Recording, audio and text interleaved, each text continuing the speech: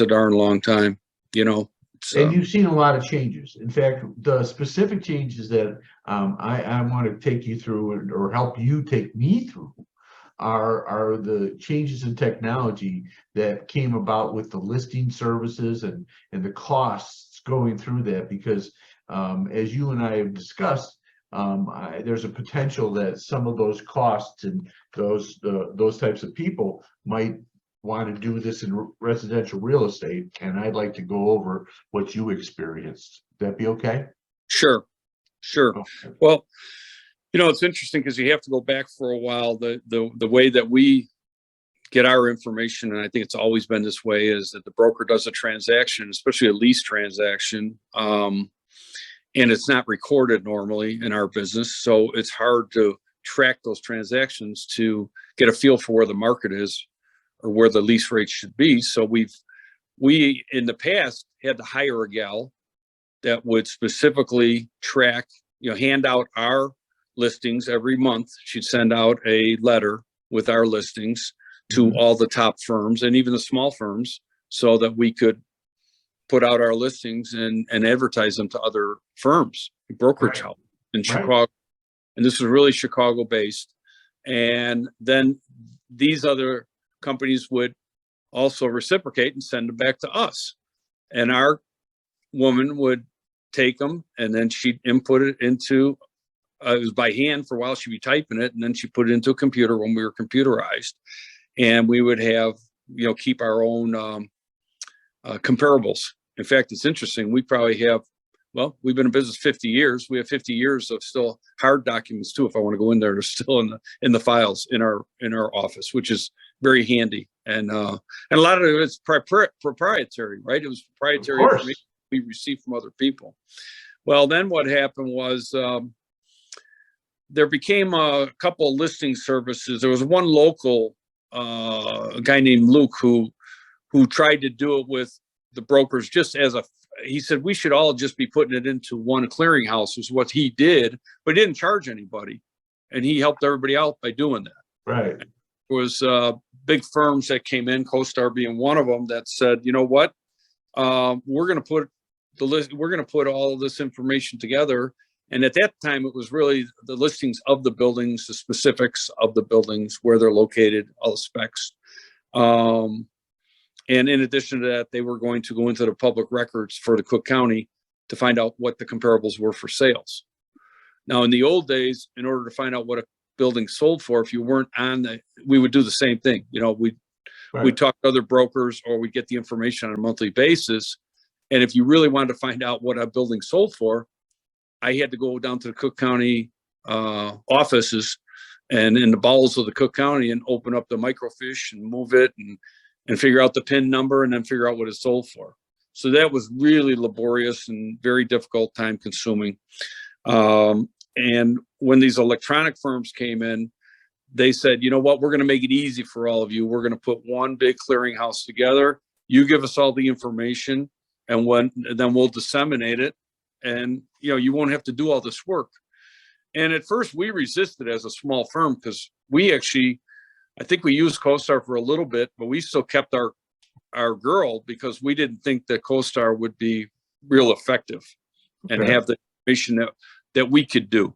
Right. But what happened was all the big national firms, which, you know, they don't steer the ship, but they definitely push the market around a little. They decided to jump in with this listing service, which was now national or international, and everybody went that way. And that's the way it's been. But what has happened, and you touched on it, was the cost for the service really has exponentially gone up. And it's really ironic, right? Because we still give them the information. Now they go and get the records.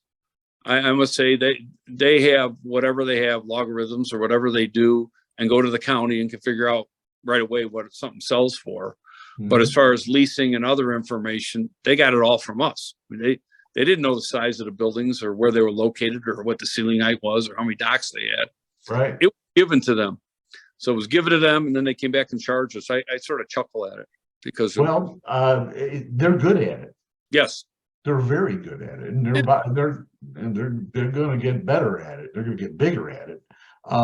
So just when we're talking about costs, would you say, maybe 5 times, 10 times? What type of costs percentage wise did this expand to? Oh gosh, that's a good question. I can just tell you that our listing secretary, because we were budgeting for 2023, I think it's going up almost 25% just next year. And I Just can't on the remember the year. exact numbers, but yeah, but the costs have gone up, extremely high for, Yeah. And how have you felt are they easy to work with?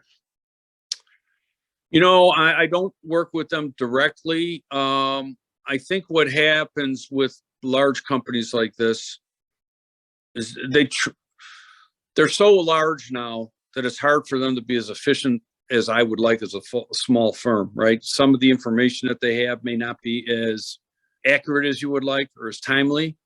And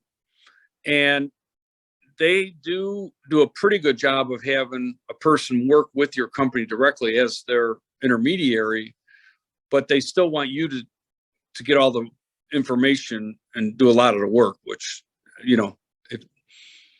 I don't know if I would call it hard to work with. I just would say that at times it can be difficult, and at times it's sort of seamless because it's already set up. So. Well, yeah, I was told 2 things. One is that they're very aggressive in getting the information, that they're pretty demanding about it, and that they're very, very, very consistent. Yes. Like they never miss a beat. Oh yeah, well they have somebody that's on your account because, well, what they don't want to have happen, and because they're protecting their own interests, is having brokers giving information that CoStar is not getting, right? Because they want that. And now they have, they have some competition out there, that Crexy, and I think there was 10X at one time. They might have bought them, but they did. So they're using 10X as their auction platform. Okay. And I think they actually use 10X as their it's a licensed brokerage in 50 states. So I think that they use 10X to get into the homes.com, which is going to be their ID for the name for the residential. Okay. So